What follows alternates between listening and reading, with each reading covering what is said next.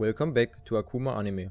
Today I will show you an isekai anime from 2021 titled Tsukimichi Moonlit Fantasy. Spoilers ahead, watch out and take care. The story begins when Makoto, a normal high school boy, is left in space without knowing why he is there or where he is. There he gets to know Tsukuyomi, the god that represents the moon. The god explains that Makoto's parents actually come from another world, and that they took a chance a female god gave them to live on the earth for the price of giving her their most valuable in their future life, which is Makoto. Upon hearing this, Makoto decides to sign the contract and go into the other world, while getting as much of the moon god's power as possible. Upon meeting the female god, she laughs at him, saying he is too ugly, and sends him off with the gift of speaking all but the human's language. He then meets a pig-like creature which shows him how to use magic.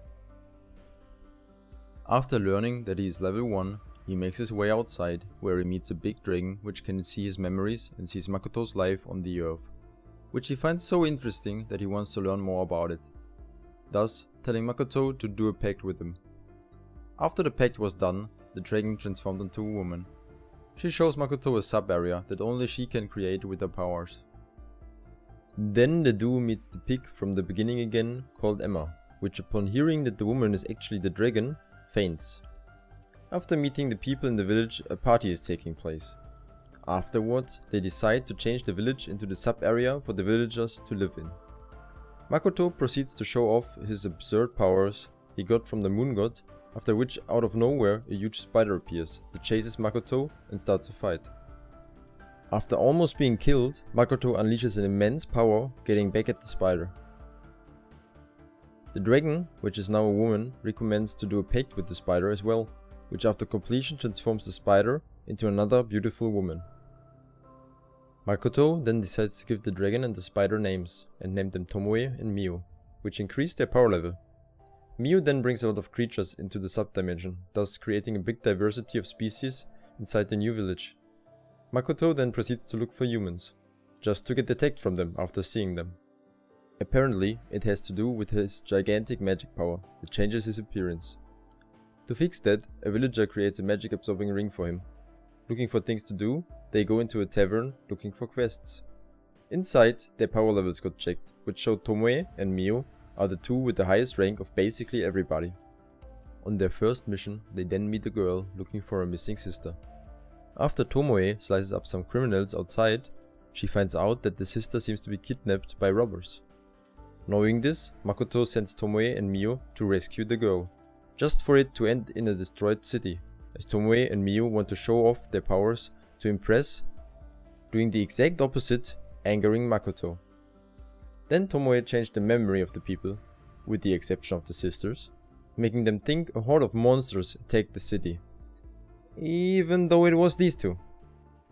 Mio, the sisters, and Makoto then go on a trip on their way to Seduced, a city known for trading. On the way there, Mio and Makoto get rid of some flying creatures and loot their juicy eyes that are told to be valuable. In Seduced, Makoto learns that he still did not level up, thus still leaving him at level 1. He then takes a high tier quest, said to be from a suspicious company called Rembrandt. But before they take care of that, they actually head to bed.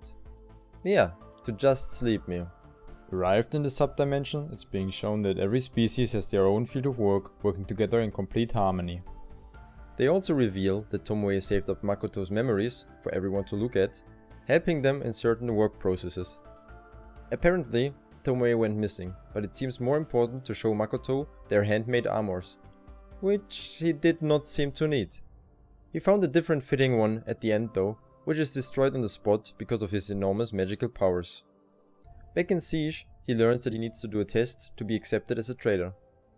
Thinking it will be a hard test before realizing it's mostly math questions on an elementary school level. After getting the full points in only a fraction of time, even though it were, he's being challenged with the practical part of bringing certain materials or materials of even value.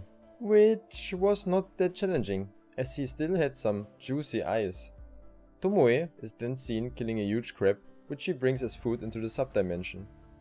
Hearing that Mio is taking all the memories of Makoto, she rushes to the memory room, where she is being blackmailed by Emma to translate the memories, Back to Makoto, he explains his plan for the creation of an illusion city, where people get to know all the materials and fruit that are being created in the subdimension to get word of mouth to spread about them, thus making them easier to sell later on.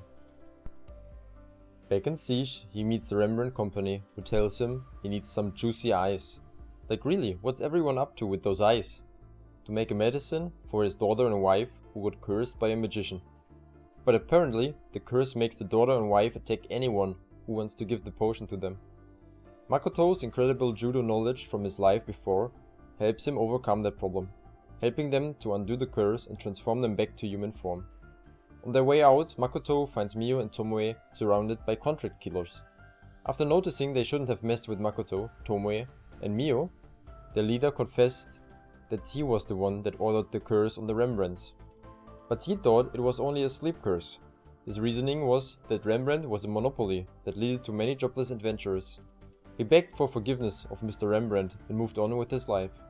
Suddenly, out of nowhere, Makoto gets teleported away to an empty place because the female god called him there. He then gets attacked by two people fighting for the demons, losing 2 of his fingers in the process. A fight between them embraces, with Makoto starting the fire and the demons placing a high amount of huge blades on the ground, making it harder to escape for Makoto.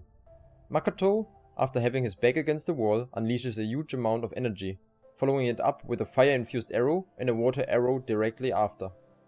Feeling himself safe, he gets caught off guard and thrown up high in the air, being dropped on a sky full of blades.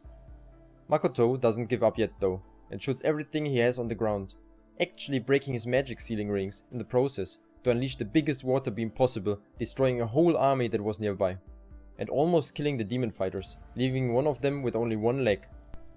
That beam ended the fight and let Makoto leave back to his village, where he meets all the people that were worried about him. The season ends with Makoto's shop opening, leaving room for an even bigger adventure in the next season, which got confirmed already to be in the process of making. I myself think the anime had its up and downs, but fitting perfectly into the isekai genre, it is worth watching completely. I rate it 6 out of 10. Thank you guys for watching and don't forget to subscribe for even more anime content. Have a good day, blastings from Akuma Anime.